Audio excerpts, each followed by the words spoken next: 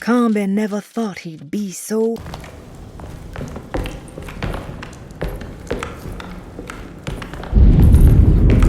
Just what this evening needed. Some ambiance.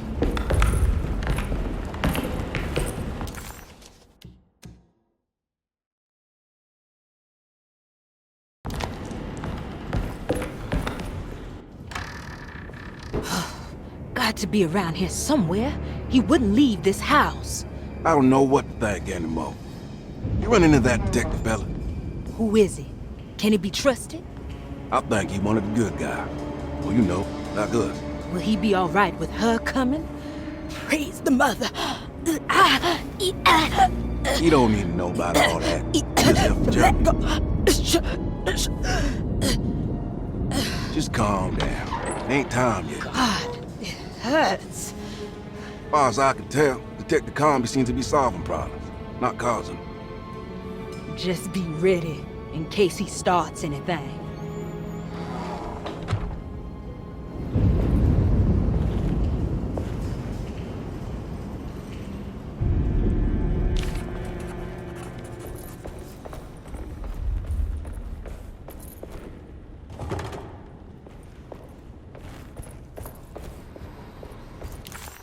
The two orderlies.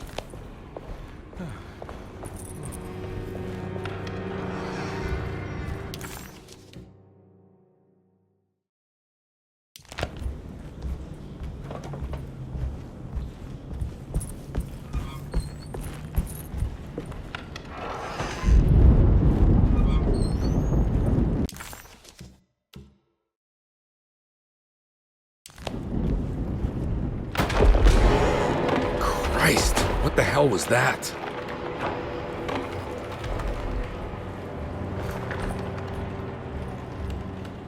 It's blocked.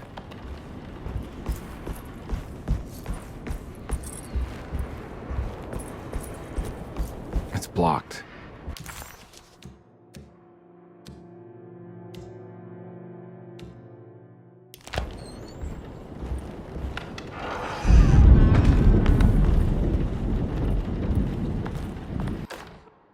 Lunacy and the Astarte Artist Colony, a monograph by Yael Klein. In early 1909, the old Derceto plantation outside of New Orleans was turned into an artists' colony. 3 famous European artists rented the house and the surrounding land from the owner, the Ledoux family. The colony was chiefly run by Sebastian Cortez, who was playfully dubbed the captain by his collaborators, William Arges and Heinrich Kassel. The colony existed for 6 years, until one day all 12 members disappeared without a trace. It is widely believed that their disappearance is connected to the disastrous hurricane that passed through on September 29, 1915, but nothing truly supports this claim. What is known is their frequent participation in New Orleans nightlife, their love for hosting parties, and their elaborate contributions to the Mardi Gras parades as the Pirates of Pontchartrain. Accounts of their lifestyle can be found in almost every gossip column. It can effectively be summed up as carefree and bohemian. In late June 1909, the name Astarte first appeared in the newspapers. Cortez said the name came to him as he was painting. There is never any claim to knowing about the ancient Phoenician fertility goddess with the same name before this time. His fellow colonist Heinrich Kassel did know, because he later produced sculptures that show clear references to ancient idols of the goddess.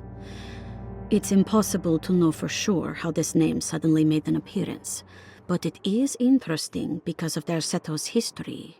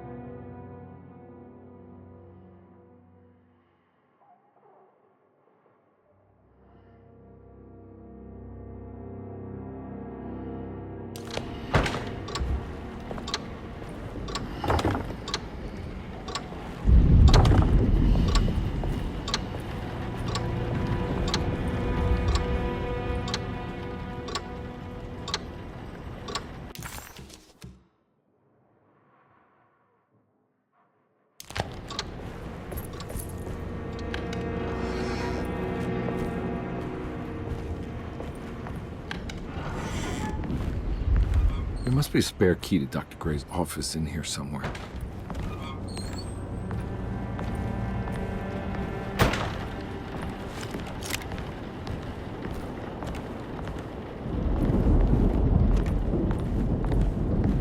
I don't have the combination for this. But maybe Jeremy did.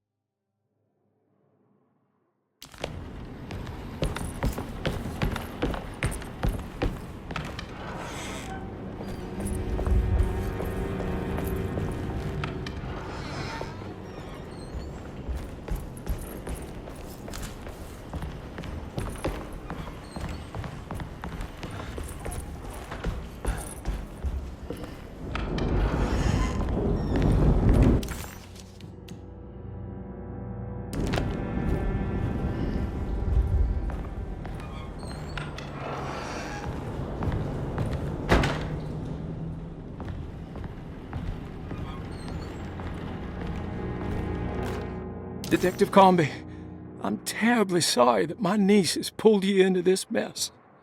Please, with all my blessings, take her away from this cursed place.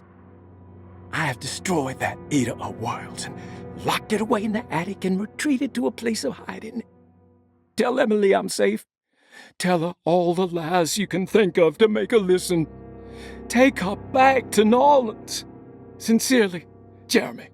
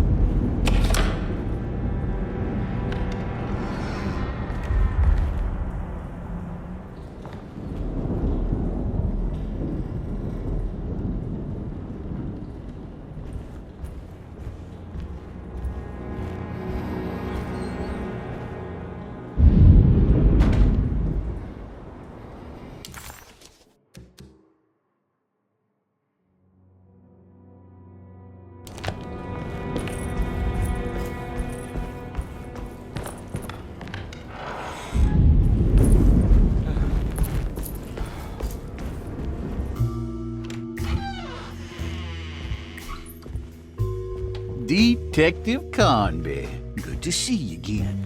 Solved your case yet? I'm trying. Hey, Grace, you okay? Oh, she is just peachy, Detective. Are you looking forward to the Feast of St. John, Grace? I can't wait. Kids, ain't they great? What exactly are you planning for tonight? Oh, not much. We eat, we drink, we pay tribute to the wishing tree in the conservatory. The usual. Then why all the excitement? There is just something about tonight. Something's different. I think we all feel it. Besides, we got ourselves some new words for the prayer thanks to your buddy Jeremy. She'll come and turn the world inside out, and things will begin again. That sounds strangely threatening. You should come. Oh, God damn it, Grace. Stay put for once.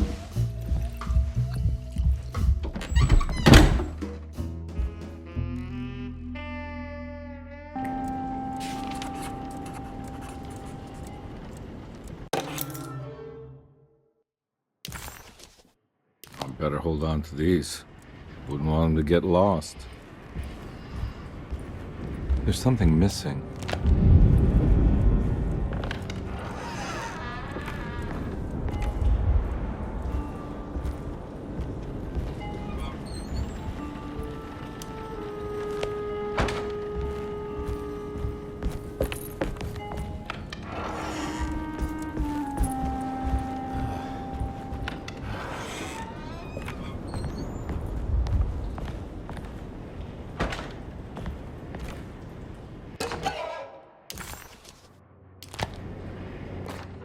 Jeremy knew that the only one who could help him now was the guest in room number 3. The room seemed to have been empty for so long. But that wasn't allowed to be true. The story needed to be different. To include something from the outside, he would bring the guest back to room 3 and show them what was in that safe. 913. But those were not the right numbers. That was the combination for the safe in the clerk's office.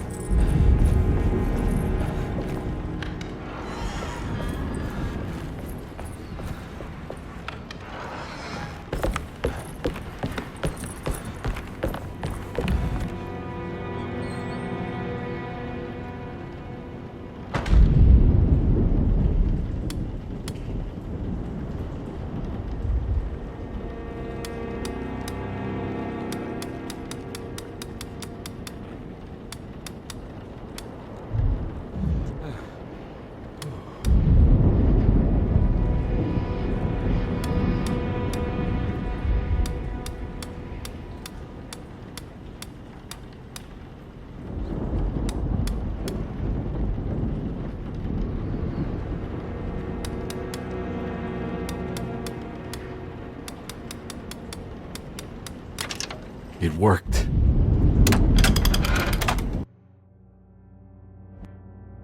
The last guest in the empty room suffered from severe maladaptation.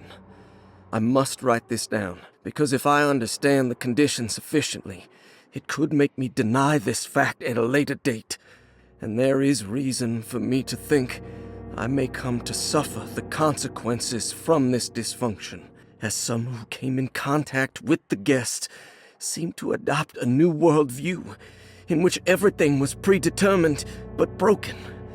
Upon accepting this worldview, some memories became unmanageable and later rejected. I do not know what this means. I cannot even remember the fate of the guest. I think they were simply misplaced one day and forgotten. Just like all documents pertaining to this guest, they have all been destroyed, or they never existed in the first place. Who?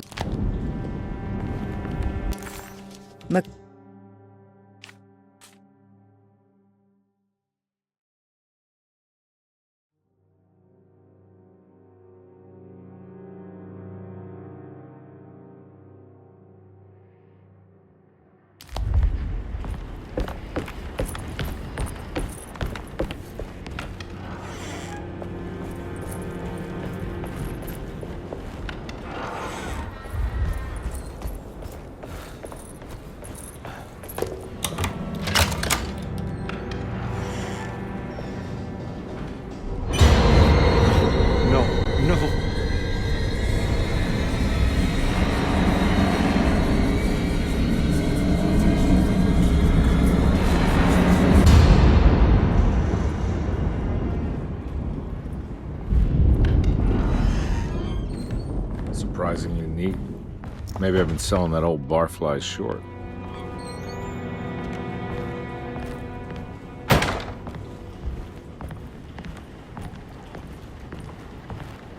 Looks like McCarthy has something hidden inside. Sometimes I think this place makes me worse. That Derceto might be my grave. A coffin made of ostentatious architecture. A Taj Mahal for the drunken depressed. There's something about Derceto. Something about Dr. Gray. Like we all pretend that we're here to get better, when in fact we are here to be forgotten.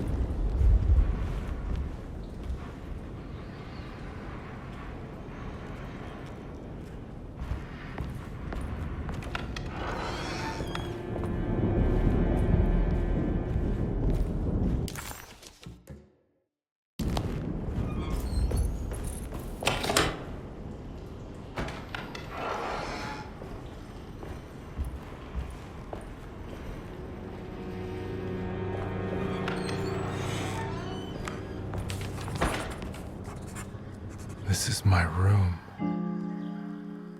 I belong here. The empty room always felt familiar. It had a mild fragrance of crushed leaves and wet sand that somehow convinced visitors that they belonged. It wasn't real, of course, but it was more real than many other things you could find.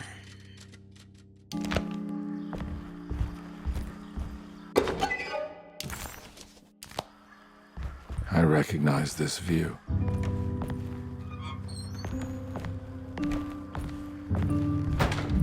I know the combination. I carry it with me.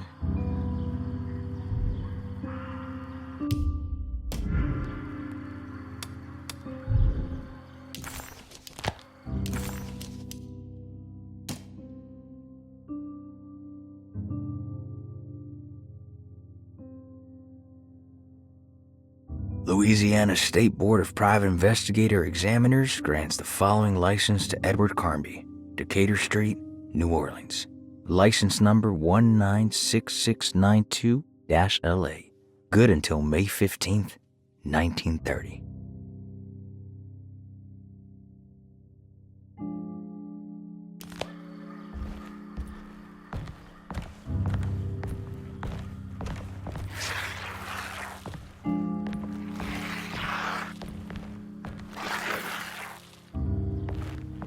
I know that number. Where's that from? I did this. I wrote that.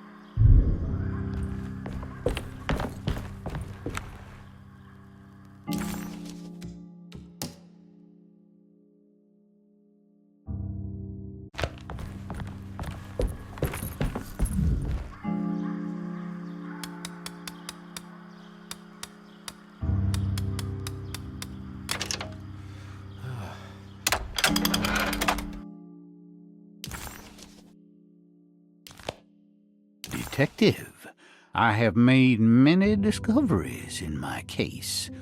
The child we want is safe, thanks to good people like me and you. We're so similar, but you don't see all the things I do. To find your man, Jeremy, you also need to look for the girl. It has always been that way. The young deliver us all. You should have a look in my room. There's a piece of the puzzle you will need. Take care now. My coffee. How long have I been here?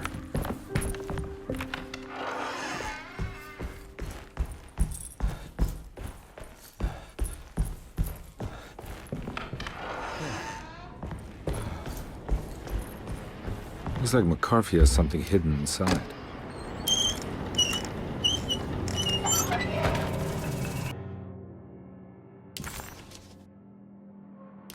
Why would McCarthy lock this up? Was he trying to keep Grace from completing the shape? If so, couldn't she have just made another drawing?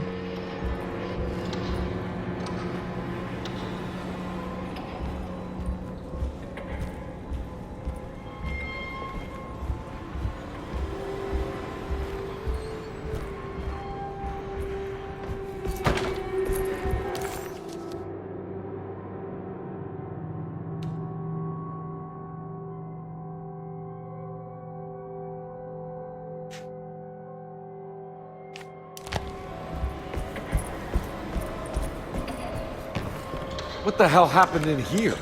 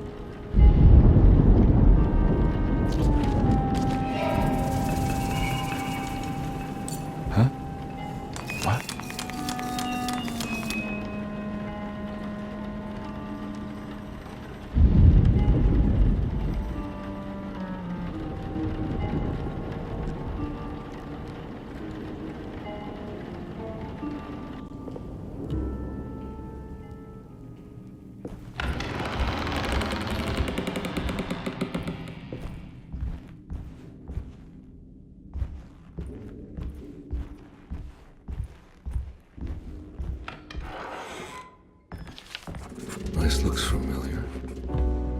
How am I back at the office? Jeremy's never been here.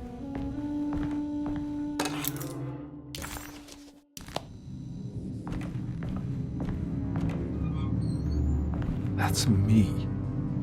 Isn't it? How long?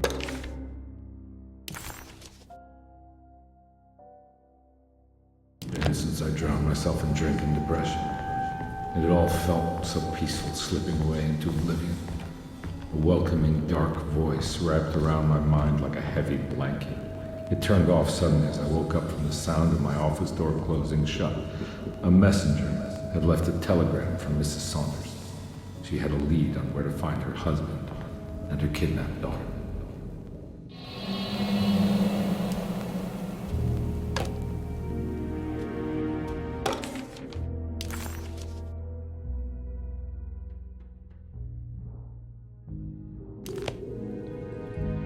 God, I drank so much back then. When was this exactly? What case was I working?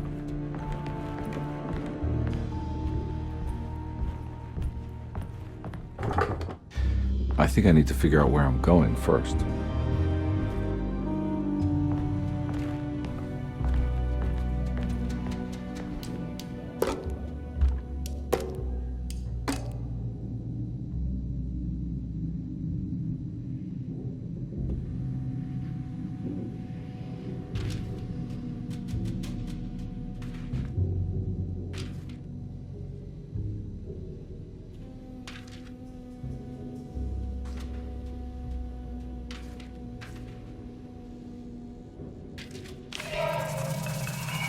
I remember this case.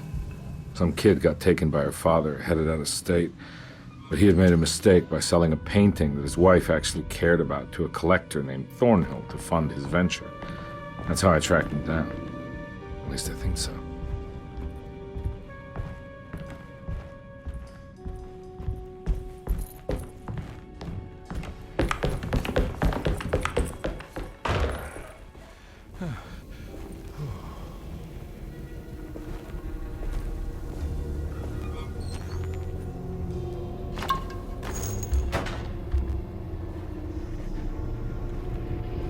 I can't go that way.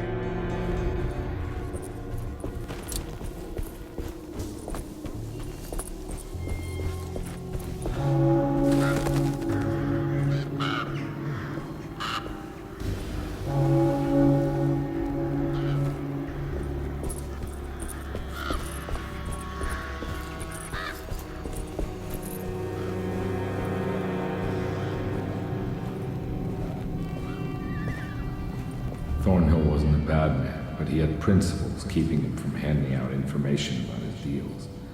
So he needed some convincing.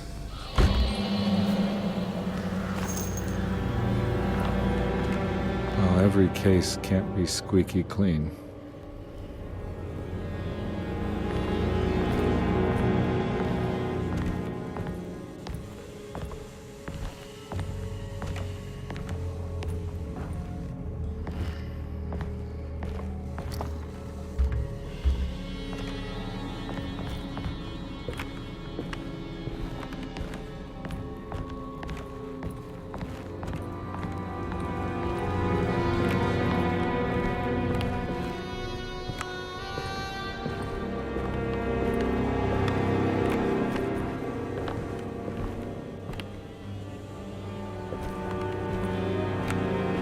Mr. Saunders had sold a valuable painting to Thornhill, hoping the money would carry him to wherever he was going.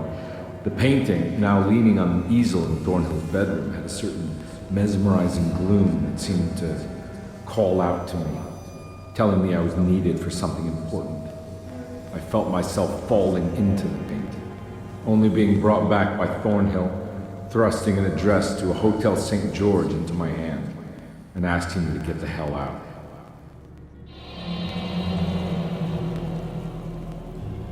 I don't remember this at all, but I can't say it didn't happen.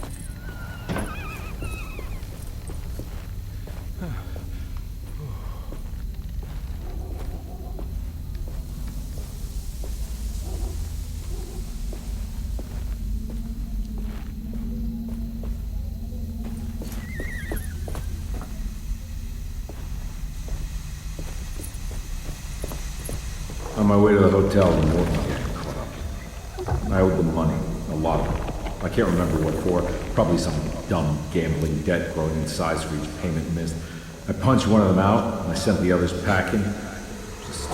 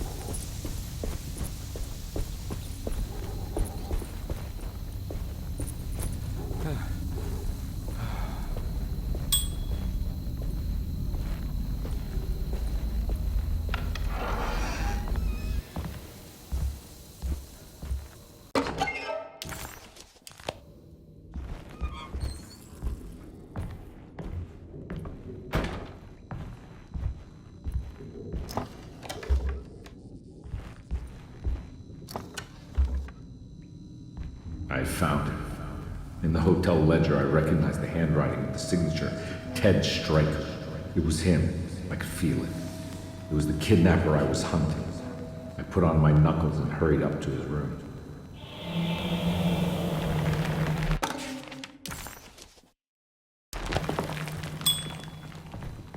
Something about that name, Ted Stryker, rings a bell. Feels vaguely familiar.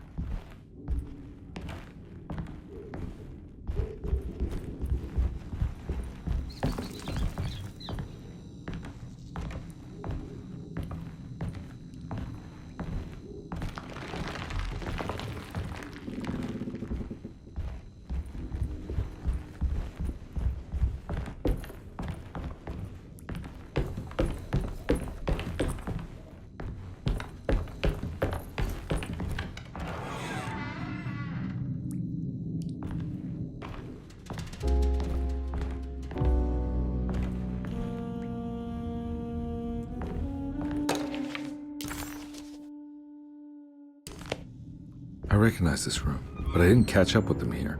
I must have followed them. But where?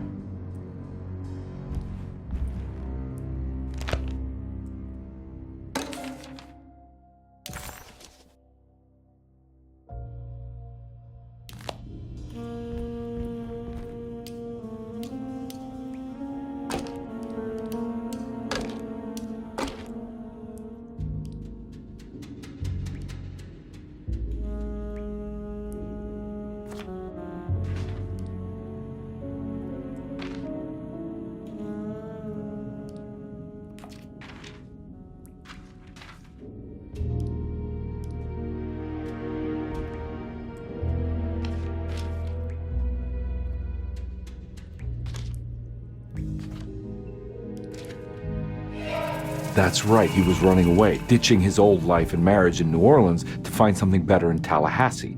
And he took his daughter with him against the will of the mother. That's why she hired me. But I stopped him. I caught up with him at the Pearl River Bridge.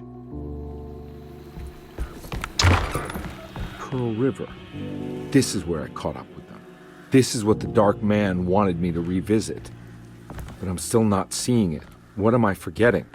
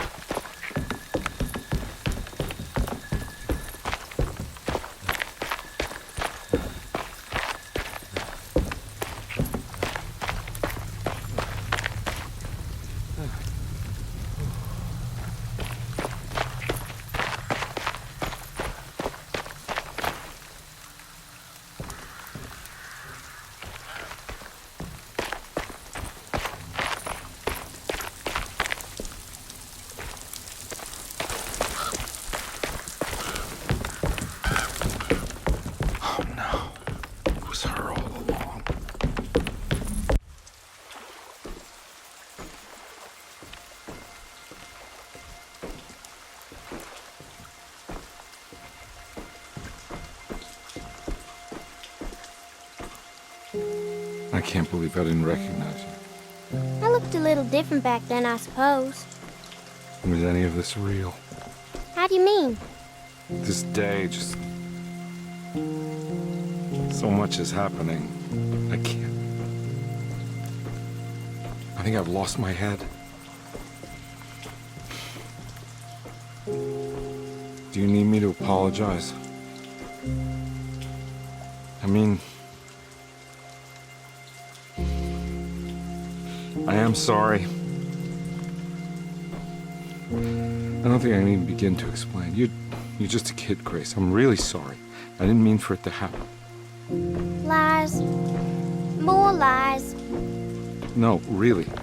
I thought I was being a good guy by handing you over to your mother. I didn't know. I couldn't have known that she wouldn't care about you. I don't know how this works. What is this for? Some form of admission of guilt. Maybe acceptance. It's what the Dark Man wants. I guess we just watched my father die again then.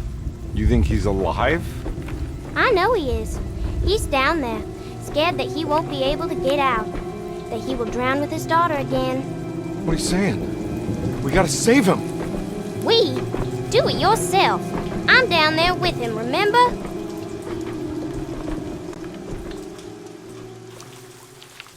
Can I really save them? This all happened so long ago. I have to find a way to get down there. I have to see it with my own eyes. There must be a way to save you both, right? Why else would I be here?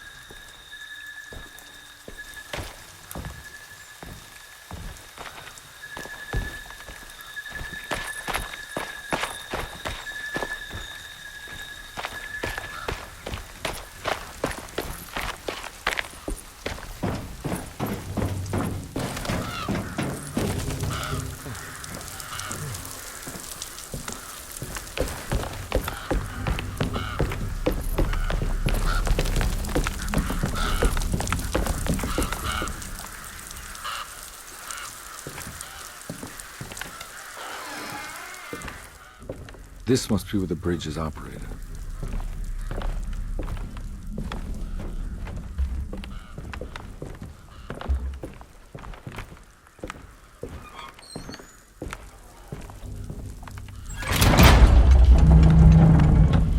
Nothing's happening. It's like something's holding it back.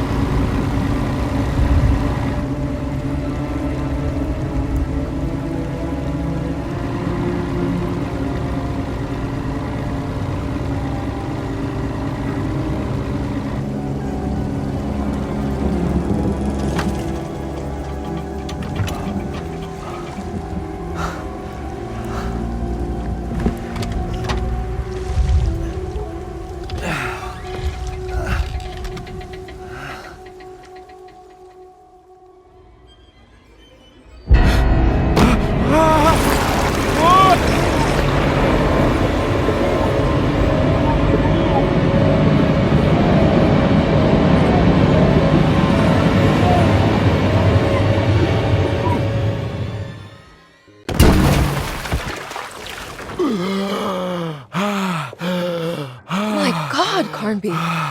Are you okay? Don't leave me alone. What the hell have you been doing? What's going on here? Look at this mess! I'm sorry, Mrs. Thompson. Don't make me kick you out of this house! Now get out!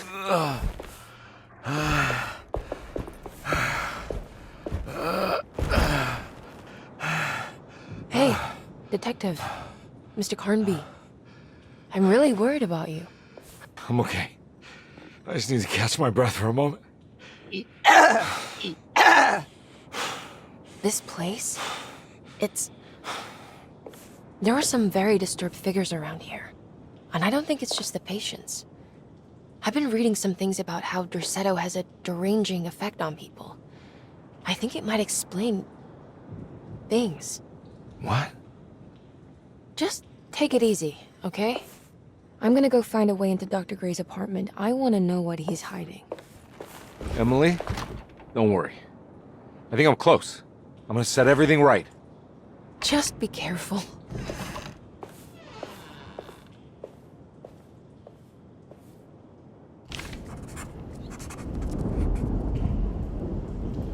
Carnby had run their car